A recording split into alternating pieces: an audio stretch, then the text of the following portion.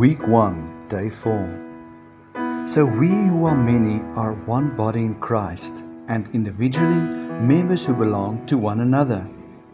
There are 3 common misconceptions about our ministry gifts. Firstly, we sometimes confuse gifts with individualism. Individuality, a good thing, is something different to individualism, which is not always a good thing.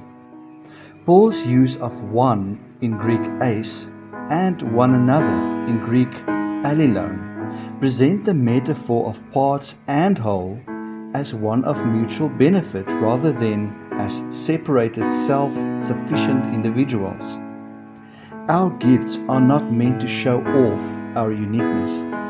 The Bible does not elevate the same isolated, self-glorifying individualism that pervades Western culture. In place of self-serving individualism, it celebrates others-serving, interdependent communalism. As we send down our roots into community, we must lay aside individualism. Yet in this, our individuality is not lost. Rather, it is rightly placed. For as much as we must enjoy each other's and our own uniqueness, self-expression is not the purpose of these gifts.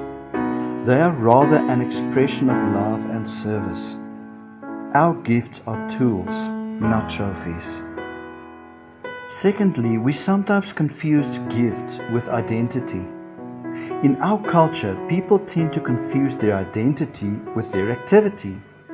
Yet in Christ, we are given a brand new identity as a loved child of God, totally unrelated to our gift or use of it.